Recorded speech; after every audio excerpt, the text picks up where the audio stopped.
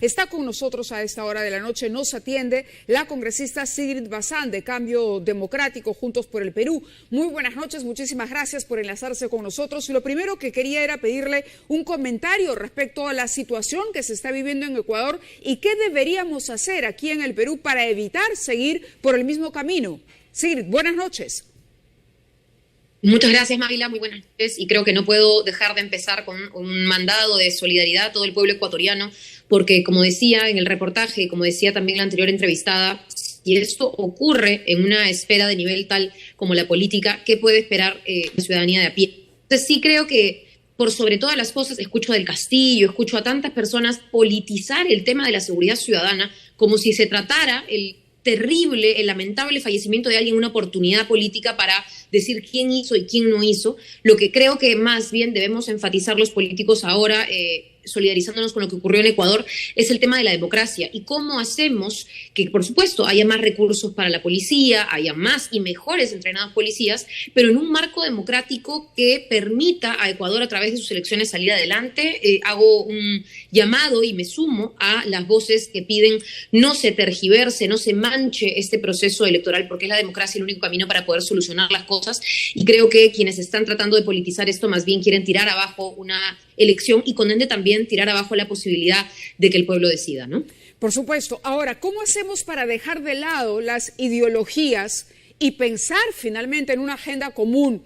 Este tema, digamos, de la penetración de los partidos y las fuerzas políticas, cualquiera sea el espectro ideológico, no es un fenómeno reciente y es un fenómeno real, que hoy está cobrando vidas. Hoy cobra la vida de Villavicencio, mañana puede ser la vida de otro, pero todo aquel que le declare la guerra a las mafias expone su vida de cara a estos delincuentes que cada día son más avesados, más ricos, acumulan más dinero y más poder. ¿Qué hacemos en un continente absolutamente polarizado, donde hay izquierdas que no reconocen a la derecha y derechas que tampoco quieren sentarse a dialogar con las izquierdas? Sí, creo que hay muchos procesos que nos hablan de la necesidad de unos criterios mínimos en procesos electorales democráticos, como lo son el respeto a los derechos humanos, incluso cuando se habla de confrontar la violencia. Yo, la verdad, he visto las redes sociales con espanto cuando se alaba, ¿no es cierto?, a un Bukele, por ejemplo, como si fuera el ejemplo a seguir de cómo lograr una seguridad ciudadana total, y lamentablemente no se está visibilizando que hay muchas otras dudas, ¿no?, que hay muchos otros problemas. Entonces, lo que yo diría y llamaría es cómo se soluciona el problema de la inseguridad ciudadana. Lo conversaba con unos colegas, no con una ley, sí con una política de Estado, sí con recursos, sí con más fuerzas policiales, ¿correcto? Pero creo que es importantísimo hacer énfasis en que las personas encargadas de la seguridad ciudadana, léase la policía, por ejemplo, deben estar lo más capacitadas posibles. Sonará muy trillado que diga que haya inteligencia policial detrás de las investigaciones, que exista, ¿no es cierto?, una capacitación, pero yo he visto con ojos preocupados que, por ejemplo, la presidenta Boluarte anuncia en su discurso de 28 de julio una policía del orden, en donde si uno lee, no solo la delegación de facultades, sino este anuncio que ella ha dado, plantea que tengan una función preventiva, sí, lo cual me parece correcto, pero plantea que tenga la posibilidad de usar armas. O sea, van a prevenir usando armas. Correcto. Y en tercer punto, que parece en realidad una contradicción, en realidad, plantea que sea de uso preventivo, que pueda usar armas y que no sea parte de esta policía especial de la carrera policial, es decir, que no esté sujeto a una carrera que los capacite, los prepare, ¿no?, que ahora seguramente pueda mejorarse. La polémica Entonces, sobre la policía, sí, la polémica sobre esta policía de orden y seguridad que propone, en efecto, que ha presentado el Ejecutivo, continúa. Vamos a ver cómo va. Pero estamos ante un problema mayor. Por un lado está el nivel policial en la atención de este tema, pero por otro estamos hablando de la corrupción en el poder. Estamos hablando de la corrupción enquistada, la corrupción que penetra a los partidos políticos, y esa corrupción viene del crimen organizado, que es capaz de financiar campañas y finalmente tener representantes con voz y voto en los parlamentos y en los gobiernos.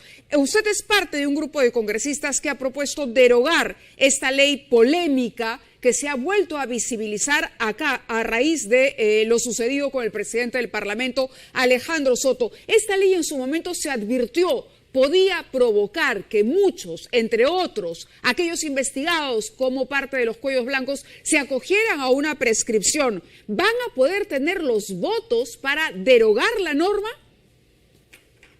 Sí, importante lo que dices sobre la corrupción, Mávila, y sobre esta iniciativa, porque como tú bien dices, ¿de qué sirve que yo me llene, ¿no es cierto?, de palabras con respecto a la labor de la policía y lo que debe ser la labor de la policía? Porque también estamos hablando en aspiracional, todavía no ocurre, ¿no?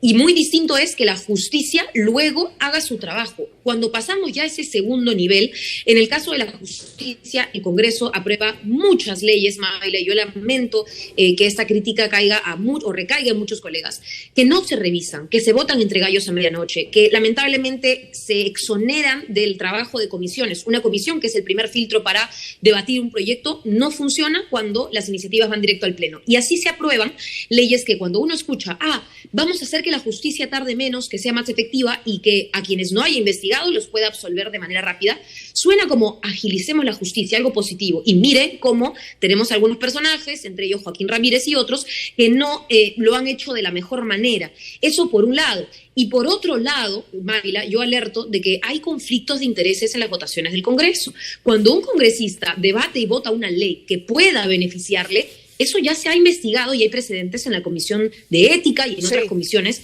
porque claramente uno no puede votar a favor cuando hay un conflicto de interés. Por ejemplo, hacemos un proyecto de ley que beneficia a los abogados y yo tengo a mi pareja o a mi esposo que es abogado, lo más normal es que yo me pueda abstener, ¿no es cierto? Sí. Hacer una buena iniciativa. Es un sentido común que no se ha aplicado y que con esta derogatoria, porque la ley que he presentado y que ha presentado también la colega Ruth Luque, Roberto Sánchez, he visto que más congresistas están adhiriéndose, es una ley que simplemente deroga algo que hemos aprobado de manera mala, de manera desinformada, quiero creer, y con beneficios que no se han considerado, consecuencias que no se han previsto. Sí, y de manera interesada, podemos decir eso nosotros desde nuestra posición de ciudadanos. Hoy hemos tomado conocimiento de que el congresista Jorge Luis Flores Ancachi también está pidiendo que se archive su proceso a través de la aplicación de esta norma. Pero el punto es que hoy se ha pronunciado el señor César Acuña, que es el presidente del partido al que pertenece el presidente del Congreso, Alejandro Soto, y quisiera invitarla a escuchar lo que ha dicho César Acuña sobre esto para comentar esas declaraciones. A propósito de lo que decíamos, la responsabilidad de quienes lideran los partidos políticos en nuestro país. Yo te voy a decir la verdad, ningún proyecto de Adelante Elecciones va a pasar. Ninguno. ¿Por qué? Porque los congresistas ya decidieron quedarse hasta el 26. O sea, si una bancada parlamentaria presenta pide eso solamente para hacer un show político, que se habla, que se diga, mejor dicho, respondiendo a lo que la gente quiere. Pero realmente, Adelante Elecciones no va a haber, pues. Bueno, César Acuña habla del adelanto de elecciones, que es otra alternativa sobre la que se ha vuelto a reparar y se ha vuelto a discutir. Él dice que no, ya el asunto está ahí. ¿Qué comentario le merece? Mira, a mí este tipo de declaraciones me dan sin duda pena, porque la labor legislativa no se trata de plantear una iniciativa que sea popular dentro del Congreso. Para empezar, ese es el criterio, ¿no? Y yo creo que realmente atender lo que pide la población, no lo que piden los congresistas, es lo que realmente vale. O sea, hacer caso y hacer oídos a lo que el 90% de la población te pide en las calles, que es en realidad el adelanto de elecciones, por no decir el cierre del Congreso, pero estamos hablando de vías democráticas, ¿correcto? No es un show político. Político, Mávila, es, por ejemplo, tener a una ministra de Salud que luego se la designe como de Salud de manera, ¿no?, cual reciclaje, y que luego dure en Salud como presidenta una semana, y luego que cambiemos a otro funcionario detrás, al gerente de Salud, por otra persona que dura 3 días, y luego... Eso es un show político, eso es un espectáculo penoso, y esa es la principal razón que nos ha llevado a que la población realmente tenga un 8% de aprobación, 9% creo que ha sido la cifra más baja para con el Congreso, y que lamentablemente en la Comisión de Ética se prioriza investigar a los congresistas críticos, no de la institución, sino de sus congresistas, antes que investigar conflictos de intereses, porque a mí sí me daría mucha vergüenza aprobar una ley que luego me va a beneficiar, porque claramente eso se debiera y se ha investigado. Yo recuerdo muchos casos en la Comisión de Ética, lamento que ese no sea el criterio ahora, ¿no? ¿Alguna expectativa sobre quién podría ser el nuevo presidente de la Comisión de Ética? Se dice que podría recaer la presidencia en Diego Bazán. ¿Cree usted que lo puede hacer mejor? Mira, Mávila, yo he mirado al congresista Diego Bazán, entiendo que ha tenido un liderazgo en la Comisión de Defensa, pero sí quisiera expresar más allá de nombres y apellidos, ¿no es cierto? Claro. Cuando revisa el cuadro de comisiones, que es público, yo no lo estoy filtrando, digamos, a la prensa, ya está circulando, en la Comisión de Ética aparece presidencia, vicepresidencia y secretaría, que es parte de la mesa que dirige cada comisión. Y la misma bancada de Avanza País está tanto en la presidencia como en la secretaría. ¿Qué nos dice eso, Mávila? Bueno, de repente no nos dice que Otorongo no come Otorongo, pero nos dice que Otorongo no quiere comer a Otorongo. No hay nadie que quiera realmente llevar a cabo una labor en la Comisión de Ética. O sea, no es una comisión peleada, en la comisión en la que, si funcionara de la mejor manera, se dedicase a investigar a los propios congresistas. En cambio, vemos que lamentablemente hay que suplir, ¿no es cierto? No sé quiénes serán, no sé si será el congresista Bazán u otro, para llenar la Comisión de Ética, que probablemente, y esperaría que no, yo siempre tengo esperanza porque soy una persona de instituciones, no habría postulado al Congreso si no lo fuera, pero que lamentablemente se han rendido a que la Comisión de Ética no pueda ser más un espacio real de procesar ese tipo de faltas e incluso potenciales delitos, para lo cual, perdón, y con esto termino, también existe una subcomisión de acusaciones constitucionales a la que habrá que ver con mucho ojo, ¿no? Muy bien, muchísimas gracias, congresista Bazán, por esta comunicación con 2023, le agradecemos y que tenga usted muy buenas noches. Muy buenas noches, Mávila, y nuevamente toda nuestra solidaridad con el pueblo ecuatoriano y a trabajar duro por la seguridad ciudadana aquí. De acuerdo, muchas gracias.